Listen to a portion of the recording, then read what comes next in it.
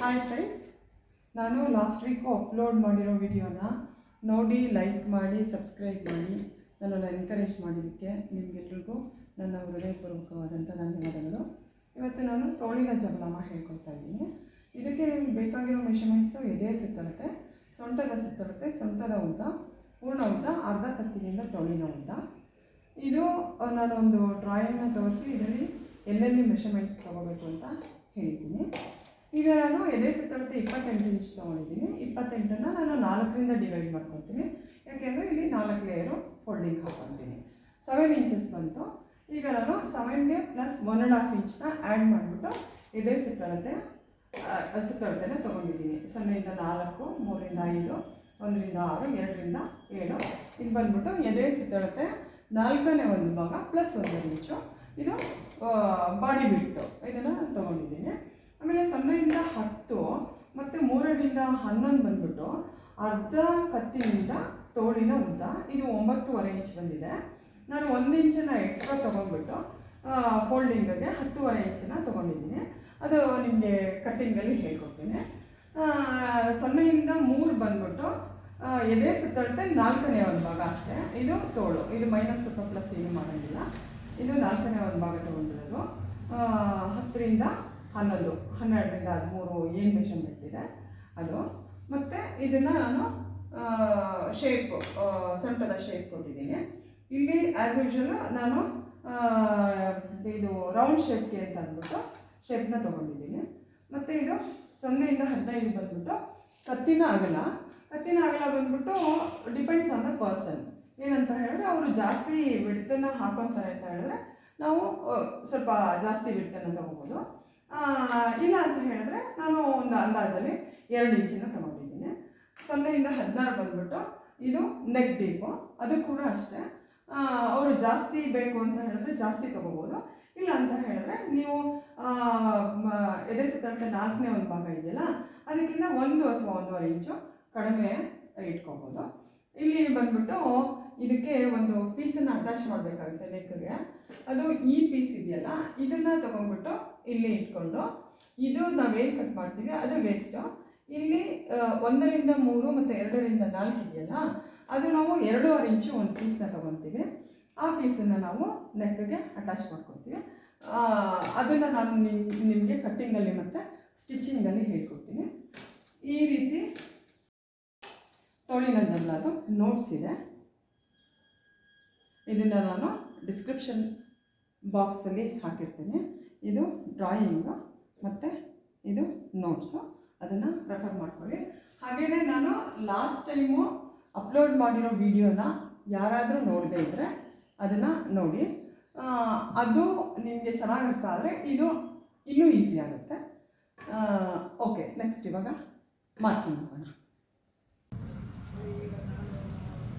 Hi friends, ಈಗ ನಾವು marking ಮಾಡೋಣ. ಇಲ್ಲಿ ನಾನು 28 ಎದೆ ಸುತ್ತಳತೆ ತೊಗೊಂಡಿರೋದು. 4ರಿಂದ ಡಿವೈಡ್ ಮಾಡಿಕೊಂಡ್ರೆ 7 ಬಂತು. 7 ಪ್ಲಸ್ 1.5, 8.5. ಮತ್ತು ಅರ್ಧ ಕತ್ತಿನಿಂದ ತೋಳಿನ ಉದ್ದ ಬಂದ್ಬಿಟ್ಟು 9.5 ಇದೆ. 9.5ಗೆ 1 ಇಂಚನ್ನು ಆ್ಯಡ್ ಮಾಡ್ಕೊಂಡಿದ್ದೀನಿ. ಟೋಟಲ್ 10.5 ಬಂತು. ಇವಾಗ 10.5ಗೆ ಫೋಲ್ಡಿಂಗ್ ಹಾಕ್ಕೊತೀನಿ. ನಾನು 10.5 ಫೋಲ್ಡಿಂಗ್ ಮಾಡ್ತೀನಿ. 10.5 ಇದೆ. ಮತ್ತು ಫೋಲ್ಡಿಂಗು ಇದೇ ಥರ ಇರಬೇಕು. ಇದು ಲೆಂತ್ ವೈಸು, ಇದು ಬಿಡುತ್ತು. ಲೆಂತನ್ನು ನಾನು ಫೋಲ್ಡಿಂಗ್ ಮಾಡಿಕೊಂಡಾಗ ನಮ್ಮ ಕಡೆಗೆ 2 ಲೇಯರ್ ಬರುತ್ತೆ ಮತ್ತು ಭುಜದ ಭಾಗಕ್ಕೆ ಕ್ಲೋಸ್ ಇರುತ್ತೆ. ಈಗ ನಾನು ಕತ್ತಿನ ಅಗಲ 2 ಇಂಚ್ ತೊಗೊಳ್ತೀನಿ. ಮತ್ತು ಇದೇ ಸುತ್ತಳತೆ 4ನೇ ಒಂದು ಭಾಗ ಪ್ಲಸ್ 1.5 ಇಂಚ್ ಬಂದ್ಬಿಟ್ಟು 8.5ಗೆ ಒಂದು ಮಾರ್ಕಿಂಗ್ ಹಾಕೊತೀನಿ. ಇದು ಅರ್ಧ ಕತ್ತಿನಿಂದ ತೋಳಿನ ಉದ್ದ ಮತ್ತು ಹೊಲಿಗೆಗೆ 1 ಇಂಚ್ ತೊಗೊಂಡಿರೋದು. ಈಗ ಇದು 7 ಬಂತು. ಎದೆ ಸುತ್ತಳತೆ 4ನೇ ಒಂದು ಭಾಗ, 4ನೇ ಒಂದು ಭಾಗಕ್ಕೆ ಒಂದು ಮಾರ್ಕನ್ನು ಹಾಕೋದು.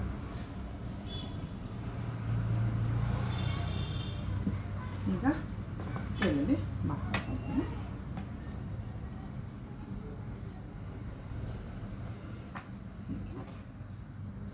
ಮತ್ತು ಇದು. ಈಗ ಇದಕ್ಕೆ ರೌಂಡ್ ಶೇಪ್ ಕೊಡೋಣ.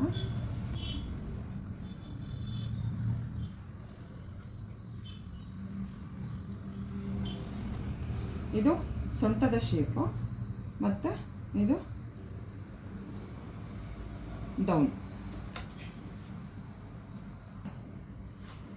ನೆಕ್ ಡೀಪು 5 ಇಂಚಸ್ ತಗೊಳ್ಳೋಣ. ತಗೊಂಡು ಅದಕ್ಕೂ ಮಾರ್ಕ್ ಹಾಕೊಳ್ತೀನಿ.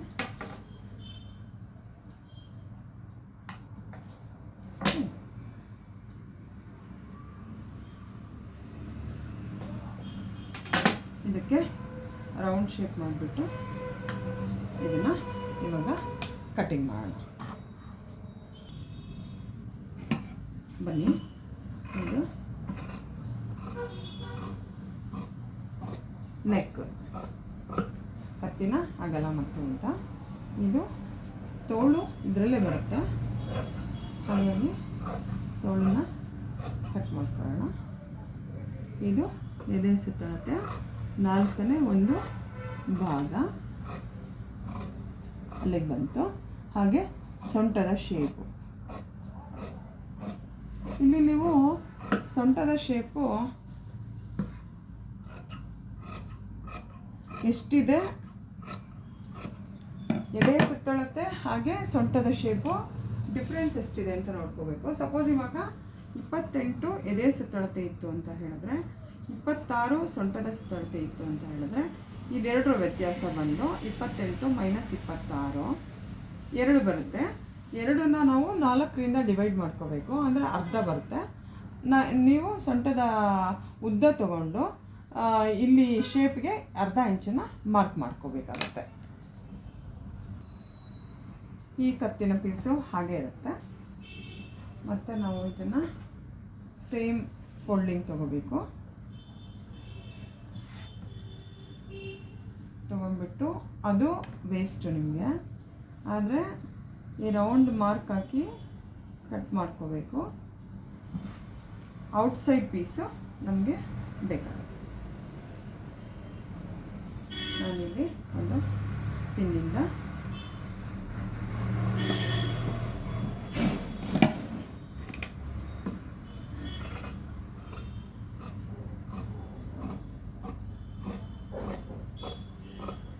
ಈಗ ಇದನ್ನು ರೌಂಡ್ ಶೇಪ್ ಕಟ್ ಮಾಡಿದ್ದೀನಿ, ಅದು ಬೇಸ್ಟು.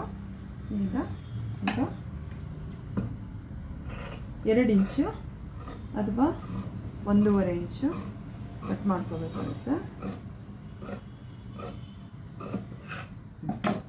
ಇದು ನಮಗೆ ಇವಾಗ ಇದು ಮತ್ತು ಇದು 2 ಕಟ್ಟಿಂಗ್. ಇದು ಬಾಡಿ,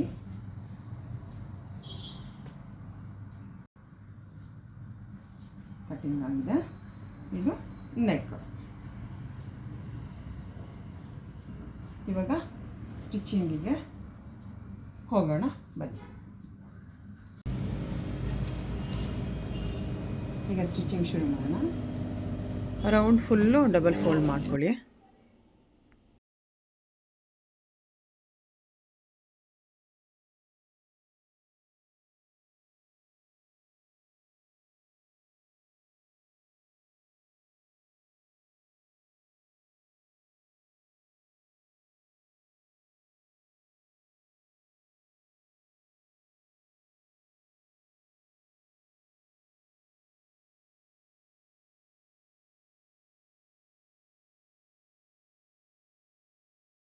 ಈಗ ಇದು ಟಾಪ್ ಮೇಲೆ ಹೀಗೆ ಹಾಕ್ಕೊಂಡು ಇದನ್ನು ಪಿನ್ನಿಂದ ಸೆಟ್ ಮಾಡ್ಕೊಳ್ತೀನಿ. ಈಗ ನಾನು ಪಿನ್ ಹಾಕ್ಕೊಂಡಿದ್ದೀನಿ. ಈಗ ಅರ್ಧ ಇಂಚಿಗೆ ಹಾಗೆ ಸುತ್ತ ಮಾರ್ಕ್ ಮಾಡ್ಕೋಬೇಕು. ಮಾರ್ಕ್ ಮಾಡಿಕೊಂಡು ಆಮೇಲೆ ಸ್ಟಿಚಿಂಗನ್ನು ಶುರು.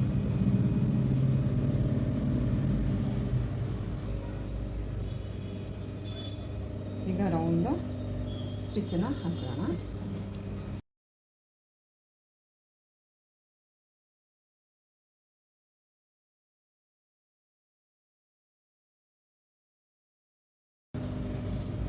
ಇವಾಗ ಕಂಪ್ಲೀಟ್ ರೌಂಡು ಅರ್ಧ ಇಂಚಿಗೆ ಈ ಥರ ಸಿಸರ್ ಮಾರ್ಕನ್ನು ಮಾಡ್ಕೋಬೇಕಾಗುತ್ತೆ.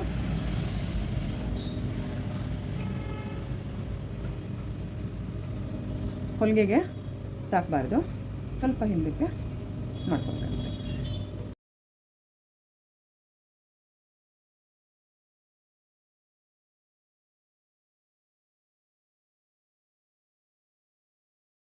ಈಗ ನೋಡಿ ಎಲ್ಲ ಕಡೆ ಈ ರೀತಿಯಾಗಿ ಅರ್ಧ ಇಂಚಿಗೆ ಅಥವಾ 1 ಇಂಚು ಎಲ್ಲ ಕಡೆನೂ ಕಟ್ಸ್ ಮಾಡಿದ್ದೀನಿ.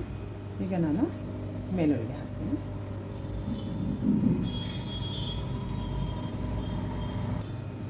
ಈಗ ನಾವು ಹೊಲಿಗೆ ಹಾಕೋಣ. ಮೇಲೊಳಗೆ ಹಾಕೋಬೇಕು ಅಂತ ಹೇಳಿದ್ರೆ ಈ ಬಟ್ಟೆ ಒಂದೇ ಲೇಯರ್ ಇರಬೇಕು.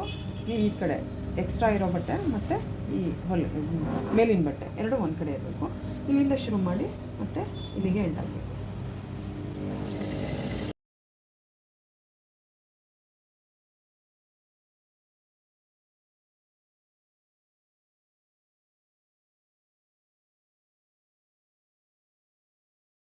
ಈಗ ನಮಗೆ ಇಲ್ಲಿ ಶುರು ಮಾಡಿದ್ದು ಅಲ್ಲಿಗೆ ಎಂಡ್ ಆಗಿದೆ ಸ್ಟಿಚ್ಚು.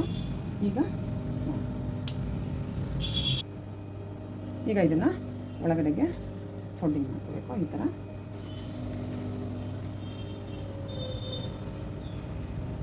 ಇದಕ್ಕೆ ನೀವು ಮೇಲೆ ಇನ್ನೊಂದು ಸ್ಟಿಚ್ ಬೇಕಾದರೂ ಹಾಕ್ಬೋದು, ಇಲ್ಲ ಅಂತ ಹೇಳಿದ್ರೆ ಎಮ್ಮಿಂಗ್ ಕೂಡ ಮಾಡ್ಬೋದು.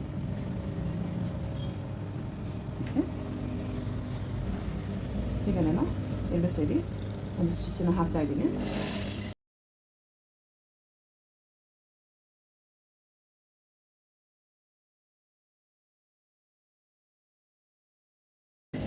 ಈಗ ಎಲ್ಲಿಗೆ ಶುರು ಆಗುತ್ತಾ ಅಲ್ಲಿಗೆ ಹಿಂದಾಯಿತು.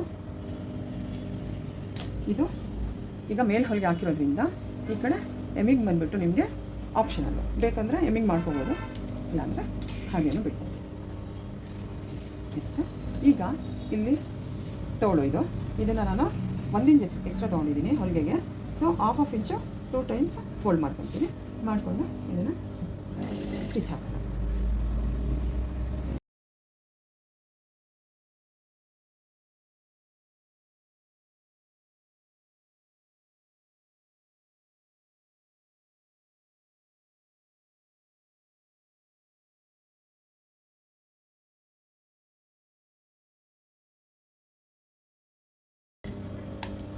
ಮತ್ತು ಈ ಸೈಡನ್ನು ಅದೇ ಥರ ಸ್ಟಿಚ್ಚನ್ನು ಹಾಕೋಬೇಕಾಗುತ್ತೆ.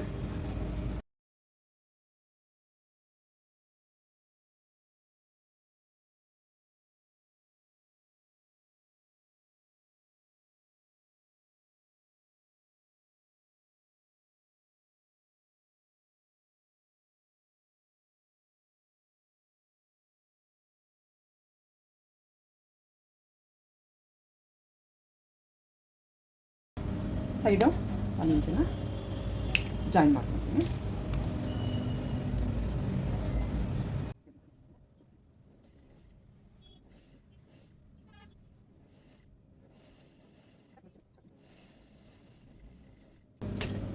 ಈ ಸೈಡು ಅದೇ ಥರ ಮಾಡ್ಕೊಳ್ಳೋಣ.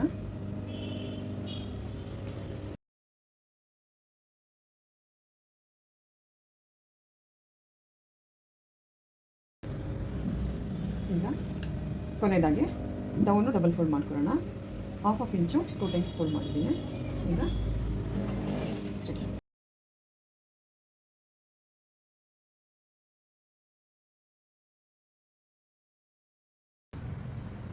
ಸ್ನೇಹಿತರೆ, ಈಗ ತೋಳಿನ ಜಬ್ಲ ರೆಡಿಯಾಗಿದೆ. ನಿಮಗೇನಾದರೂ ಈ ವಿಡಿಯೋ ಇಷ್ಟ ಆಗಿದ್ರೆ ಲೈಕ್ ಮಾಡಿ, ಸಬ್ಸ್ಕ್ರೈಬ್ ಮಾಡಿ, ಹಾಗೆ ನಿಮ್ಮ ಫ್ರೆಂಡ್ಸ್ ಜೊತೆ ಶೇರ್ ಮಾಡಿ. ಮತ್ತೆ ಇನ್ನೊಂದು ಹೊಸ ವಿಡಿಯೋ ಜೊತೆಯಲ್ಲಿ ಮುಂದಿನ ವಾರ ನಿಮ್ಮನ್ನು ಭೇಟಿ ಆಗ್ತೀನಿ. ಅಲ್ಲಿ ತನಕ ಬಾಯ್.